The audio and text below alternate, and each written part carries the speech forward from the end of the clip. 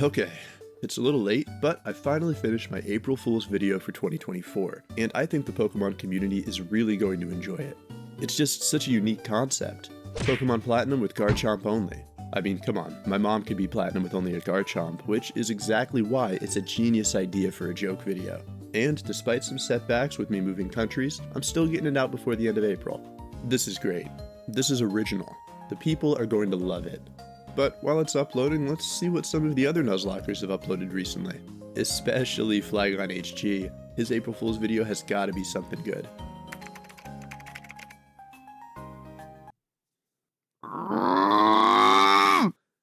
Well, here's the video anyway. Enjoy. When I say Sinnoh, what do you think of first? A diverse region with a deep and complex story? The physical special split and the reworking of the competitive scene? The lack of fire types and the birth of Bruno 2.0? For a lot of us, the first thing that comes to mind is probably Cynthia, and by extension, Garchomp. This Pokemon is absolutely iconic to the Sinnoh region. A cool design, a great and unique typing, and the cornerstone of the Champions team. With Stab Dragon Claw, Earthquake, and a stellar moveset besides, it's incredibly strong. But how strong is it? This was a question that burned at the back of my mind, and I wanted to know the answer. So today we'll be attempting a special kind of hardcore Nuzlocke, Pokemon Platinum with ONLY Garchomp. This may be difficult, but let's try it. We're running the standard hardcore Nuzlocke rule set here, although we can bypass choosing a random starter based on our trainer ID. Instead, upon opening up Garchomp Professor Rowan's briefcase, we immediately have our trainer Garch choose Garchomp as our new companion. Our rival Omp, of course, has no intention of being left behind, and makes sure to pick the Pokemon strong against our own starter, grabbing a Garchomp from the Professor before challenging us to our first fight. Now, because all Garchomps are able to use Dragon Rage from birth, this fight is a simple battle of speed, which allows us to finish off his Garchomp quickly. With our first victory under our belt, we head over to talk to the Professor, and finally christen our starter, Garcia. After the forced catching tutorial, we also use our Garchomp balls to secure our first encounter, a Garchomp who we named Garchett. It's at this point that I also realize it might be a little difficult to tell our Garchomps apart from one another, and so I decide to use a bit of arcane magic to make Garcia shiny, so that we never lose track of her among her siblings. Yeah, that'll do it. We head to Jubilife City, but because there's hardly anything to do here at the moment, we speed on to Orberg, where our first major fights await. But before those, we pick up the new team member Gar in Orberg Mine to fill out our team and provide some nice resistances for this early part of the game. It's here that we also meet Rourke, the first gym leader we'll be facing in the Garchomp League. Let's see how that fight goes. We start off with Garchett and use 2 Dragon Rages to take out his first Chomp, although we do have to tank one of our own as well. Garchett also hits a Dragon Rage against the second Garchomp, but faints herself soon after, forcing us to send out Greenbeard Gar to finish the job. Luckily, his third Garchomp goes for a confusing Sandstorm, which gives us the win with Gar and earns us our first Garchomp League badge. Now, you may have noticed the unique back and forth nature of that fight. The only thing that can really beat a Garchomp is another Garchomp, and this means we're just as vulnerable to our opponent as they are to us. Because our level is capped to that of our main opponents, this means that every major fight ends up like a professional chess game, where the smallest mistakes and differences in speed can determine the results of the match. And I'm gonna be honest with you, this will be a way more difficult and bloody challenge than it ever could have seemed on the surface. I hope you're ready. With Rourke beaten, we pad out our team with Garcho on Route 207 and Garchina on Route 203, before cruising through our first battle with some Platinum grunts. In preparation for the Valley Windworks, I also add Garchomp and Garla to the team for more support, and we're gonna need it. The battle against Mars's Garchomp is an infamous early run killer, but with our full team, I'm not too worried. We start off with Garchina, who lands 2 quick Dragon Rages to dispose of her first Chomp, but after a subsequent missed attack, we switch over to Garcho, who immediately tanks a Dragon Rage. He is able to get one of his own in before fainting though, a worthy sacrifice that puts us into position to send out Garla and finish the fight. With the Valley Windworks liberated, we move toward Eterna Forest, adding Garchie to the team outside of it and Garchella within its depths. Thanks to the healing powers of Cheryl's Garchomp, we're able to push through to Eterna City pretty easily, and are soon ready to face off against leader Gardenia. Opening with Garla, we're able to take out her first Garchomp, although an unfortunate miss leaves us at 3 HP by the time the job is done. Having not yet fully comprehended the grim reality of this run, I try to save her and switch into Garchina, who takes the next Chomp out and lands perfectly at half health. Fearing for our strongest attacker's life, I switch her out too, and send in Garchomp instead, who tanks a Dragon Rage, procs her Citrus Berry, and promptly misses his next move. This puts us in a bad enough spot that we decide to keep him in, missing another Dragon Rage and losing him to time. Switching over to Gar, we force Gardenia into a Super Potion and bring her Garchomp down to yellow, which gives us just enough leeway to finish her off. Having earned the next Garchomp badge, we run into Cynthia for the first time, and can't help but notice the strong Garchomp aura emanating from her. Unfortunately, we have other things to do than ask for tips on how to train an unruly Garchomp, and head into the local Galactic building to fight Jupiter. This fight can sometimes be annoying, but lucky for us her team falls with no real issue, and we quickly add Gark and Kari to the team on Route 211 and in Mount Coronet. Then, after picking up our bike, we head south. Now that we're below Eterna City, we finally have access to the Wayward Cave, home to one of the most pivotal encounters in the entire game. Unfortunately, although I was really hoping for the Gibble here, we ended up encountering a Garchomp instead, who I named Garny. Moving through Mount Coronet, we meet Galactic Boss Cyrus, who begins to hint at some of the issues he sees in our Garchomp-dominated world, but we pay him little mind, advancing to Hearthhome, locating Fantina in the contest hall, and soon enough facing off against her at the local Garchomp gym. We once again begin the fight with our powerhouse Garchina, and take her first Chomp out after 4 excruciating Dragon Rages. On her second, however, we're forced to switch into Gar, who does a hit of damage but takes even more, a fact which scares me into switching him out because I still haven't learned the ultimate rule of Garchomps only. Garchie takes out the second Chomp, getting dangerously low on health in the process, and we switch over to Garchella for the final challenge, going unpunished for our hubris and ripping 3 Dragon Rages to finish off Fantina and secure our 3rd Garchomp League badge. Getting through that fight with no losses was honestly a shock, but we make the most of our fortune and advance, adding Garch Brooks to the team on Route 209, Bruno Gars on Route 210, and Gara on 215, each of whom join our reserve forces. Once we're in Veilstone, there's nothing else for us to do but face Maylene, who ends up being an easy sweep with our now patented Garchina and Gar combo. With this badge safely secured, we've not only gotten one step closer to facing the champion, but also reached another important milestone. With our level cap finally above 33, all of our Garchomps are finally able to learn the move Dragon Claw, an incredibly powerful Dragon-type move that allows us to transcend beyond the set damage of Dragon Rage and really prove why our Garchomp are superior to the enemies. After idling down to Pastoria City, we enter the local Safari Zone to try our luck with a good encounter. Although there are a lot of great encounters we could get here, we end up rolling the Garchomp, who, while not incredibly uncommon, should be a good fit for our team. And before we know it, it's already time for us to face off against Crasher Wake, master of the oceans and all the Garchomp that reside in its depths. Luckily, with the debut of Dragon Claw, Garchina is finally able to awaken to her true potential, and she's able to finish things off easily with a bit of help from Garla. Almost immediately upon earning the 5th Garchomp League badge, however, we're forced to deal with the Bozo Bomber of Team Galactic, after which we head back to Route 210 to chase off these weird, tiny yellow Garchomps and navigate the ominous fog on our way to Celestic Town. Here, after another story conversation where Cyrus attempts to harass an old woman into giving him information on the mysterious non-Garchomp Pokemon that can destroy the world, we face him in battle for the first time. His first Garchomp falls to Garchella easily enough, but after she takes too much damage, we switch over to Garby, who almost immediately dies to a super effective Dragon Claw. Luckily, we're able to rely on the forever combination of Garchina and Garla to tag team and take out his last 2 team members, mitigating what could have been an irrecoverable disaster. With his defeat, Cyrus storms off in a puff, and we finally teach our sharks how to swim, which opens up the path to Kanoff City via Route 218. Because we've had a few lucky encounters throughout the run, we're able to abuse Dupe's Claws and guarantee we roll the Garchomp encounter here, which allows us to add Garls to our team before traversing the gym puzzle in town on our way to facing Byron. In the fight itself, Garchina takes down his first Chomp with a crit Dragon Claw, and though she's low on health, we decide to keep her in and get a nice KO on the next Garchomp as well. Although for a moment I considered leaving her in, on his last Garchomp, I realized just how heavily Garchina outclasses her siblings in attack, and switch over to Garny instead. This is also the moment where I began to understand the most important rule of Garchomps only. Start with Garchomps you're willing to lose, and close out with those you aren't. After Garny's unfortunate death, we do exactly that, bringing out Garla and finishing Byron off for our 6th Garchomp League badge.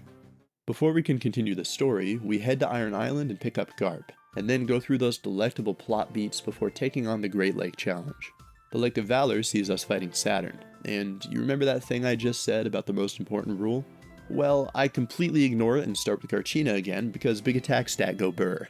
After predictably being forced to switch over to Garla due to our caveman brain, we lose Garchina's longest friend and leave her a lonely, solitary high-attack warrior. Luckily for us, Gar is able to pick up the slack as usual, but this one hurts, especially with how avoidable that death was. Lake Verity comes next, and we finally start off a fight without Garchina, sending in Garchella and sadly sacrificing her so that Gar can come in and sweep the rest of Mars's team. Then, we have Lake Acuity. This journey is a perilous one for a Garchomp. Not only does the icy terrain deal massive damage to their dry skin and cold-blooded thermoregulatory system, but the high number of Garchomps we have to face on the way also guarantees that we'll be facing super effective damage as we work through routes 216 and 217 on our way to Snow Point. It also doesn't help that I lose Gara to Ace Trainer Dalton and his masterful control over Hail along the way, but ultimately we make it to town and are ready to fight Candace. This fight is perhaps one of the most dangerous that we're ever going to face, with Candace's Garchomp doing massive damage to our team, but we'll do our best. Garth Brooks comes out first, trying to take out her first Garchomp, but Candace uses a Hyper Potion to keep her Chomp online long enough to take Garch Brooks out. We switch over to Garchunkel for a swift revenge, and although a dig allows her next Garchomp to avoid early damage and also brings us within an inch of our life, Garchunkel clutches it out and takes her second team member down.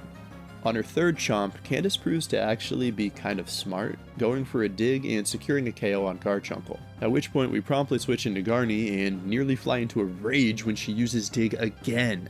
In my anger, I decide to try my own hand at the strategy, but ultimately she's faster, which allows her to tank our pitiful dig and then take Garny out with a Dragon Claw. In the end, our old standby Gar has to come out and take out the digger, and then, to prove a point, he lands a crit on his next Dragon Claw, ending our fight against Candace in victory. With that battle over, we move back to Acuity Lakefront, where we discover Omp at the moment he's lost to Jupiter's Garchomp.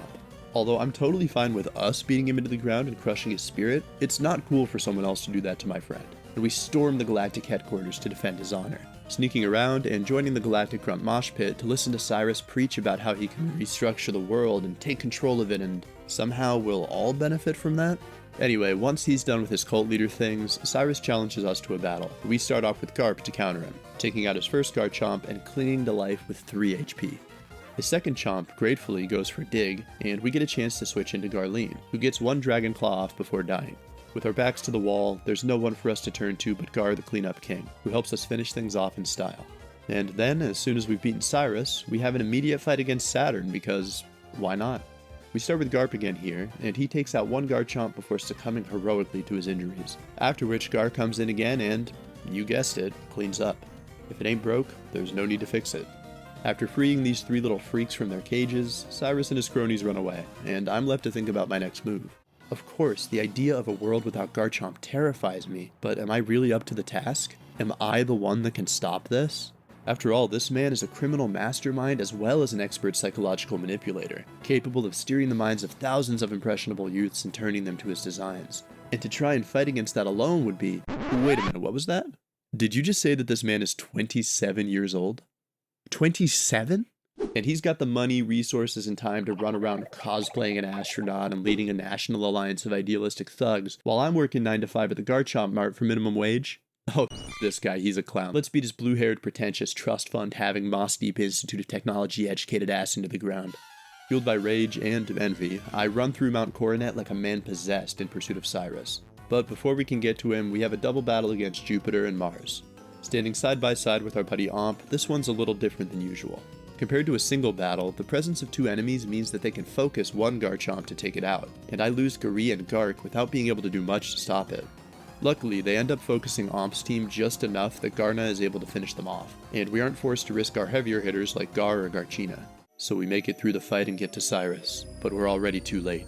He's already begun his grand plan, unleashing powerful, weird, unknown creatures from the outer dimensions, and when I look upon them, note their absence of fins, gnashing teeth, hammer-shaped heads. They frighten me, but I've decided to stop Cyrus at any cost, to protect this world and all of the Garchomp within it. And so I follow him, traversing the strange and eerie landscape to face off against him once and for all at the end of it. At this point, I don't think you need the play-by-play. In our unforgiving, chess-like back and forth, we lose Garna quickly, and then are tragically forced to sacrifice our long and faithful companions Garchella and Gar in our pursuit of victory.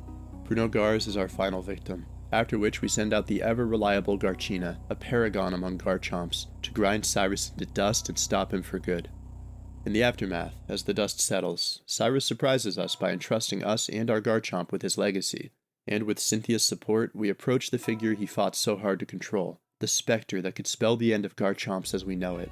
And it is truly a hellish thing, a serpentine form of spikes and curves, an abomination to Garchomp kind that terrifies me beyond anything I've ever encountered. But we catch it, despite our fear, or we'll need its power. And funny enough, it turns out that it only looks scary when it's in its pocket dimension, because the moment we step out into the real world, it assumes the form of a lovable Garchomp, who we name Garatina. Now, having saved the world from non-Garchomp destruction, I think it's a good idea for us to finish our Garchomp League challenge. In Sunnyshore, although he's long grown tired of the boring and weak Garchomps surrounding him, we take Volkner on, losing newcomers Garvey and Garcy to his elite squadron of Chomps. But we eventually finish him off with Gartha and prove to him that this Garchomp life is still worth living. While Volkner thinks about his place in the universe, we steam on ahead, blasting through Victory Road to stand before the gates of the Garchomp League's Elite Four, the pinnacle of Sinnoh's Garchomp trainers. It's here that we'll make our final stand. It's here that our Garchomp may become heroes. Let's discuss strategy. Originally, I was very afraid to face off against these four trainers. Their Garchomp are best in class, and with how many Chomps I'd lost to each major fight in the game, I wasn't sure how I could go through a gauntlet as intense as this one and make it out alive. My first idea for taking this on was to split my Garchomp into two distinct groups, physical attacking Garchomps who would use Dragon Claw, and special attacking Garchomps who would use Dragon Pulse, and after training in the Forbidden Arts, Hidden Power Ice to devastate their opponents with ancient and cursed knowledge powerful enough to lay all of Garchomp society to ruin. This would have been a scary and risky option, but for a little while I didn't see any other way. But then something strange happened. One of my Garchomps got really into the anime Naruto, in particular the character Sasuke Uchiha, which subsequently led to him getting majorly into katanas and swordplay in general, and he practically dragged me to the Veilstone Game Corner to win a Swords Dance TM that would change everything. And with that, Gasuke Uchampcha was born, last of his clan, with only one goal, avenging his fallen family through the art of the sword. So yeah, I taught Gasuke Swords Dance, ripped one in the beginning of each battle while tanking the enemy's Dragon Claw, and then rode that one-stage attack increase all the way to the bank. Say what you will about my honor, but it's hard to argue with results. But after beating the four main members of the Elite Four and coming to the doors of Champion Cynthia's chamber, I felt like I needed to try something different. After all, there were other Garchomp on my team who wanted a chance at the action, and hadn't I cooked up all of those grand strategies before coming in? With how much of a shame it would be to leave them untested, I turned away from Gasuke and his sword dancing, and instead looked to his childhood friend and longest rival, Garuto Uzuchampi. Compared to Gasuke's physical attacks, Garuto focused instead on special, his particular strength being in Dragon Pulse, and I decided to lead with him against Cynthia's team of top-of-the-line 1% Garchomps. This strategy worked well, at first, and we dealt with her first few Chomps with Dragon Pulse no problem. But eventually, Garuto and I were punished for our outside-of-the-box strategy, and our young friend tragically passed away before ever getting a chance at becoming Garkage. With his best friend dead and gone, and the fires of his rage stoked, Gasuke became a Tempest, finally unlocking the Mangarkyo Garingan ability and facing off against the rest of her team. After shocking Cynthia and her remaining Garchomp with his elite sword technique, Gasuke easily dealt with the rest of her team, until only one remained. Cynthia's ace, her most fearsome companion, an enemy widely renowned for its typing, power, and multitude of abilities. A foe that's broken the dreams of countless children for over a decade. Our final challenge.